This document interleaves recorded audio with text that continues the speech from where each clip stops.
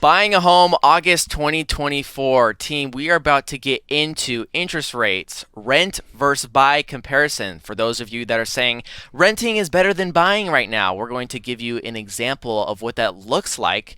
And we are going to discuss the NAR settlement. Angelo was very eager to discuss it today, so we had to throw it in as a segment today because, Angelo, it could affect people buying a home this month. So, team, 100%. team, make sure you stick around until the end. Everything that is said here today may impact you buying a home this month and the months to come. So let's get into it. Angelo, let's discuss interest rates. What do interest rates look like in August 2024? When doing a quick online search, as you can see here, a conventional 30-year fixed rate mortgage, you're looking anywhere around 6.7 to 6.8, give or take.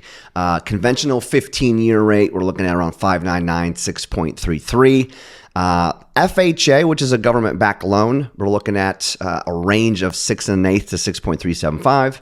VA is around that same range as well. Now, I did just quote the interest rate that your payment is based on.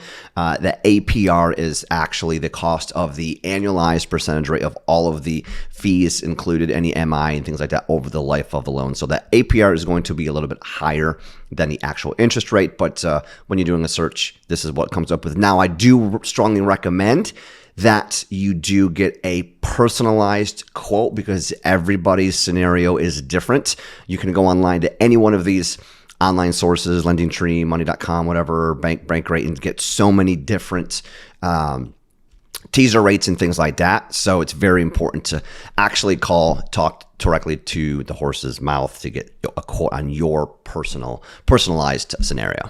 Let's discuss buying now. Is it worth it to buy a home now? Rates are high, so does that mean I should wait? So let me think about that for a minute. No, definitely not wait.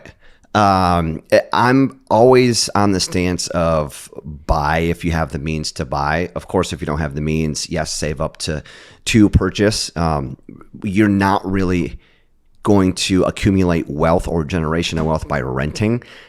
Always buy is going to be my stance because rates are a little bit higher. You can always refi when they come down, and we're actually going to talk about what that looks like here in the near future. But get in now to avoid the feeding frenzy when rates do drop. So once again, yes, you should buy right now. For someone that may be a tad bit uncomfortable buying right now, the mortgage payment is a little too much for them. It's probably in the range, but it's like that's a couple extra $100 I'm uncomfortable with buying right now. All right. To that person out there that can always refinance later, Sure. Should they go through a little period of uncomfortability so that later they can reap the benefits, or should they wait and then enter a competitive market? Yeah, great question. I would say that's probably scenario based and how risk adverse you are. So, I mean, but there are strategies too, right? We can do temporary buy downs or permanent buy downs. I had 2 applications this week. I'm doing a 1-1 and a 2-1 buy down for them to help ease that comfortability level when it comes to purchasing a home, getting a little bit easier, a little bit lower of a payment for the first 2 years. So there's strategies to help that, but also if you are a little risk adverse, because think about it, just maybe $50, $100 more on payment that you maybe didn't want to pay. Just think about that if you have to offer over asking price $10,000 or $20,000 to win that bid. So in the grand scheme of things, is $50 or $100, is that a huge deal? I mean, it could be for you, right? So it's all on how comfortable you are when it comes to that. But you do have to think if rates do drop, a ton of people flood the market, you're going to have, once again, a feeding frenzy of people trying to purchase homes, and it's going to be harder to do that. So I think if you can do it now to avoid that in the future, to save you some heartache in the future, I would definitely do that. Something quick I want to discuss is the Fed, and we got some information from Nick Timros, which is the Fed mole. He's at the Wall Street Journal, and he is the one that previews the market. He preps the market, and with his articles, he lets the markets know what they should really be expecting. And I have an article here, Fed clears path for September interest rate cut, and this was by Nick. and he preps the markets, and it is implied. So we just had the July 31st meeting, all right? The Yep. Fed did not cut rates at that meeting, all right? But at this September 18th meeting coming up not too far in the distant future, the Fed is expected to cut rates, Angelo. Yep. So they're cutting the federal funds rate. They're not cutting mortgage rates, all right? We all understand which this. which people do think when it's good clickbait, makes the phones ring, but it does not, it's not exactly to long-term mortgage rates, as you were saying, Gavin. Yeah. Bond yields will come down, inflation is coming down, and mortgage rates will come down. And so, in kind of like what we've been talking about this video so far, it is the time to buy now. All right, now thinking about mortgage rates coming down, Angelo, it's going to get competitive, right? Super competitive, 100%. So yeah, it's, once again, if you are in the market, you do have the means. Now is probably a better time than when rates are going to be 5.5 or 5, whatever they get down to, if they get down to that level, because you're not gonna have to fight for that property as much as you'd have to fight for it now, because there's strategies now that we're seeing price cuts and things like that. So it's cooling, but we've talked about it before, and I'll talk about it again. If that rates once they do drop, it's going to reverse that cooling. I do strongly feel that way. Marry the home, date the rate, the oldest quote in the book we have. It's really self-explanatory. We don't need to go any more farther on interest rate topics, but we will be back next month to discuss more about interest rates at that time. But let's talk about renting versus buying. Angelo gave us a good worksheet here to walk through. I keep calling it a worksheet, Angelo. Walk us through this. Why is it important to buy now and not rent? Okay, so this worksheet is a 9-year comparison. The average life of a loan is anywhere from 4 to 7 years. Okay, but we wanted to show you, if you were to keep this loan, and even not even if you don't keep it 9 years, you're still going to get the benefits, as you can see here. So let's go down to in year 9 right here where it says total renting 331,044 with have a annual rent increase, and then you have a total buying spend of 291,684. The difference between your outlay in 9 years, you will save $39,000 by buying, because the rent increase, your mortgage principal and interest is never going to change if you don't refinance. The only thing that's going to change is maybe taxes and insurance. Every 4 years is when they do a countywide reevaluation. So that payment is not going to change substantially every year like rent could. So as you see here, the difference in year 1, yeah, it may benefit a little bit to stay renting. But year 5, as you can see here, that's when you see a big shift. It's towards owning it's much more beneficial. And then in year 9, as you can see, it just trumps it. Why owning is better than renting. And if you take a look at the top of the graph here, year 1 versus year 9, you're at $184,000 in net gain by buying a home. So I don't think anybody that has any sort of generational wealth rents. So if you want to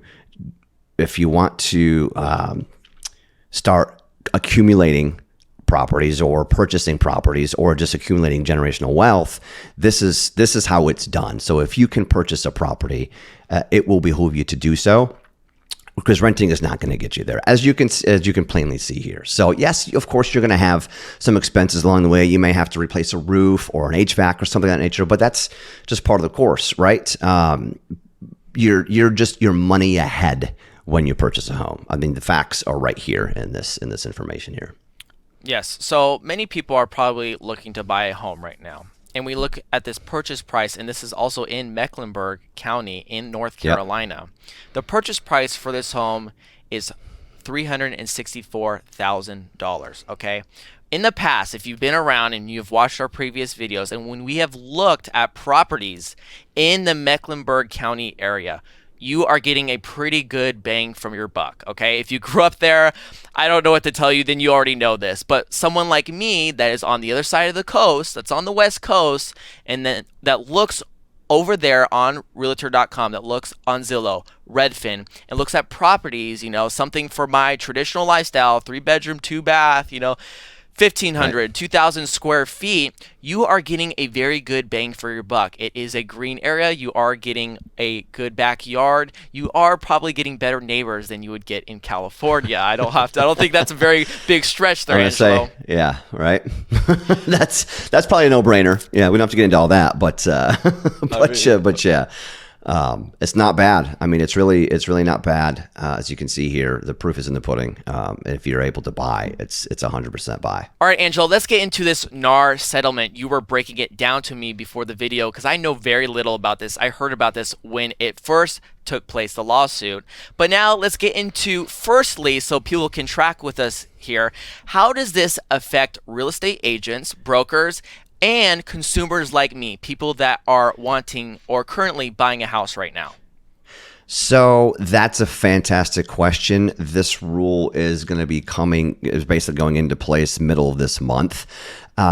It could impact greatly to real estate agents and buyers because sellers may not be willing to offer a buyer's agency commission to your realtor when they're helping you purchase a home. So if that seller of that home is not offering that, then you as the buyer will have to pay your real estate agent whatever that buyer's agency commission is, whatever, if they charge 0.5% up to 3%, whatever that may be, you'll be on the hook for it. Now, do I think sellers are not going to offer some sort of compensation or concessions to compensate the buyer's agent?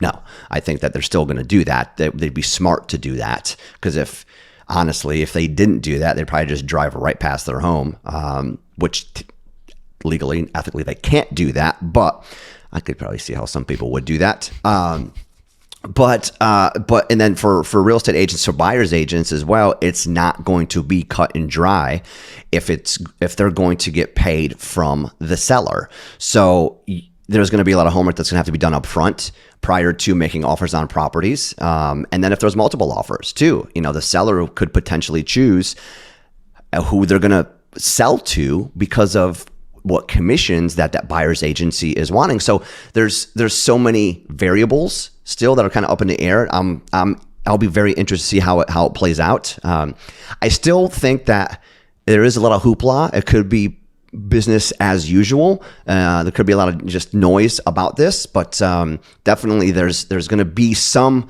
they're going to have to, real estate agents will definitely have to show their worth. And it's not going to be just a given that the seller is going to be paying their commissions anymore.